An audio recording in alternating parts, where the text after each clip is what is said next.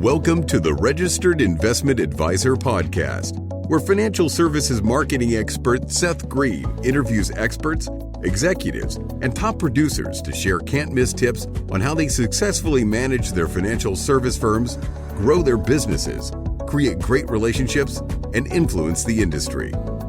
And now, here's your host, Seth Greene. Welcome to the podcast. This is your host, Seth Greene. Today, I've got the good fortune to be joined by Jeff Hockett of Hockett Tax. Jeff, not only is Jeff Hockett of Hockett Tax, he's also the host of the Tax Advice Podcast and the author of the Tax Game Strategy, How to Legally Leverage the Tax Code and Put More Money in Your Pocket, which all of us want. Jeff, thanks so much for joining us. Yeah, thank you, Seth. Great to be on your show. Great to have you here. So let's go back in time a little bit. What inspired you to become an EA and a tax professional in the first place?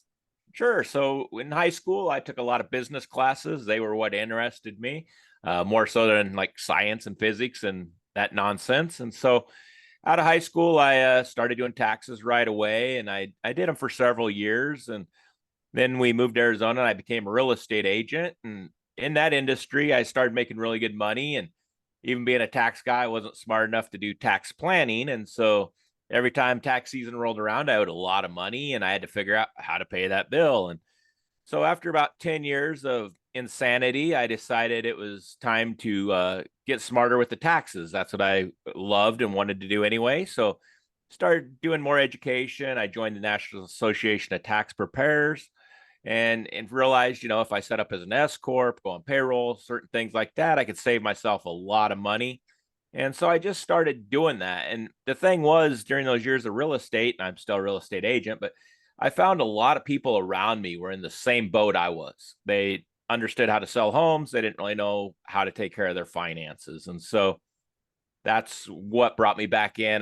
The industry had been very good to me, so I decided to give back to that industry with the tax knowledges that I had. And so that's what got us to where we are today.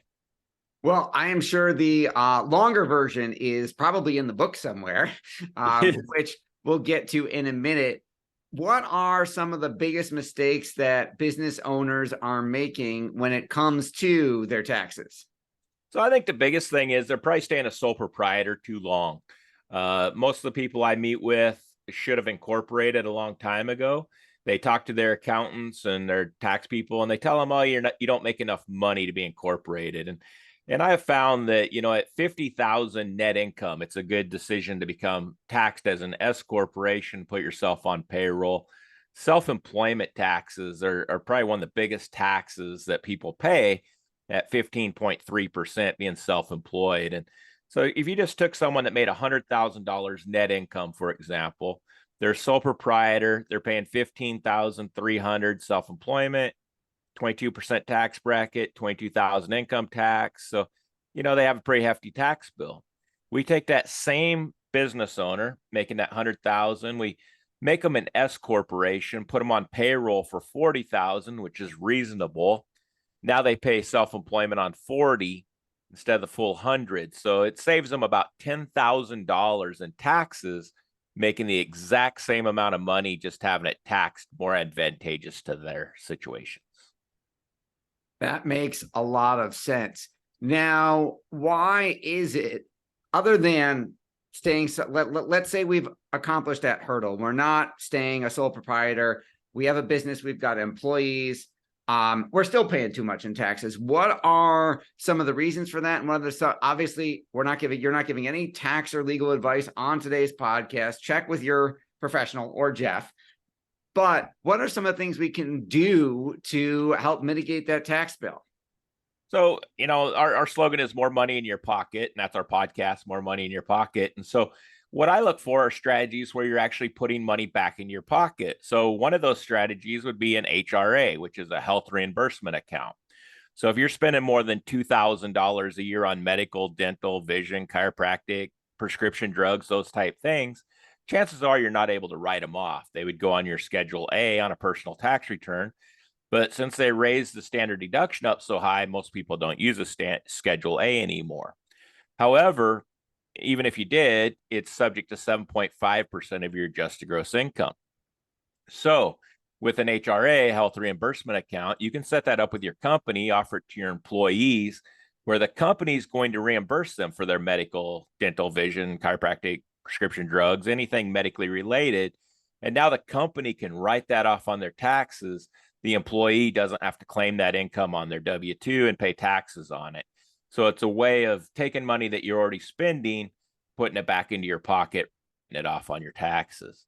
Another strategy I like to look at are paying your kids. A lot of people have kids. And if you have a child that's 7 years old or older, you can actually put them on your payroll. They can work for your company. And so I have a lot of clients who reach out to me who have 7, 8, 10, 13, 16-year-old kids.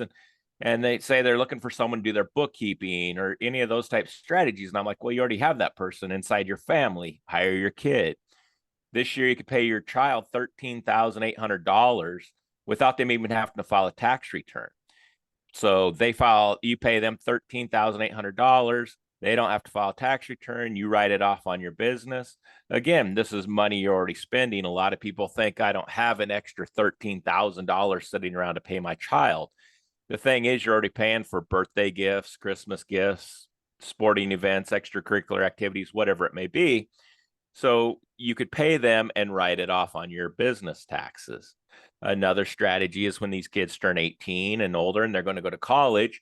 A lot of our clients make fairly good income, so it's hard for them to qualify for student loans and those type things. So if you paid your child, $40,000 to work for you and that was their college tuition, you just wrote their college tuition off in your business and you paid for it anyway. So again, put more money back into your pocket that you're spending already. I also look at HSAs, health savings accounts. This is going to be similar to an HRA reimbursement, except for the savings account. You can put $7,300 in as a married filing joint family, and that grows tax-free. It's going to come out tax-free. So I tell my clients, have an HRA so that your company's paying for medical today. Have the HSA as a savings account so that when you retire and you're getting Social Security, you still have medical bills. Now you're using that HSA that's been building for the last 10, 15, 20 years, coming out tax-free to you to pay those medical bills. Again, money you're going to have to spend in your pocket. And then I look at retirement accounts. So, either a SEP or a solo 401k. Again, reduces your tax bill. It's putting money back into your account for when you retire. You can pull that money out to live on and have for retirement. So. Absolutely. Those are all great ideas. I want to go back to one of them. You talked about paying your child the amount of college tuition that you'd be paying so that now you can deduct that. Have you ever had a client do that and get audited and have that stand up? Because how can I theoretically pay my kid 40 grand a year, which could be a full-time salary, but is the IRS going to then say, how did they possibly earn? You're just using this to get out of taxes. How could you possibly have them work full-time while they were in school full-time? Sure. Well, actually, $40,000 a year isn't that far out of reach anymore with the minimum wage getting up as high as it is. If you paid someone full-time 40 hours a week, $15 an hour, it's going to come out around $30,000 probably a year. So you're only looking at $10,000 more than that. Now, your child does have to punch a time card and they have to do things, but as business owners, how much do you pay to have someone SEO your website? What about run your CRM database? What about send out all your newsletters and postcards and whatever marketing you're doing? These are things that college students can excel in. The younger generations are a lot smarter at computers and technology than I am, and I don't have a problem admitting that. And so you get them building your website, doing things that you would be paying someone outside your organization to take care of. They're taking care of it for you. 40,000 is really not that big a reach when you look at some of these companies that charge you for SEO and those type things. That's an excellent point. I didn't think about it that way. We certainly have vendors that we're paying more than that. So that makes sense. Have you ever had any client use that strategy and get audited? I have. They didn't get audited for that reason, though. I mean, there was, audits happen for numerous reasons, but absolutely, we've had it audited where, we've paid a child and we have a W-2 to back it up. We have time cards.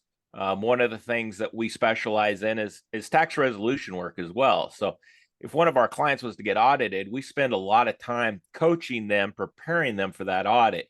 The way I look at it, is if you went out and got a DUI, for example, you're probably going to hire an attorney because they're going to get you a better deal than if you just tried to represent yourself in front of the court.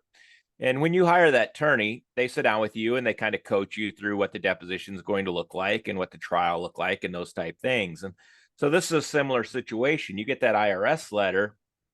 We come in, we sit down with you, we go through everything with you, and we're going to coach you into finding things that are wrong with your tax return, trying to fix what we can. Some things can't be fixed because they were in the past, but creating time cards, creating mileage logs, those type things that maybe were overlooked during the time of your taxes, or they were destroyed perhaps. We can come up with that information and coach you into it. Awesome. What inspired you to start the podcast? It was more of giving back. So I found out that a lot of my conversations with my clients were repetitive. Everybody has the same questions. And so I thought, what better way than to create a podcast? So now when that question comes up, I can click the link, send it over to you and say, hey, here, listen to this podcast. It'll explain everything. If you have any additional questions, schedule an appointment with me and let's talk about it. Awesome. And then separate question, what inspired you to write the book? Yeah, so similar type thing. I felt that put me more on a higher level. Let's put it that way. I spent a lot of time traveling around the country, meeting with brokers and real estate agents all over the country. And so with the book, it just made me look more credible, and the podcast to back it up. Now, when I send that book and a link to my podcast to a top producer and say New York, they're more likely to take that appointment with me than if I'm just Hockett Tax from Arizona that no one's ever heard of. So the book just gives me a few more credentials. Yeah, absolutely. Your passion is obvious. What do you like best about what you're doing?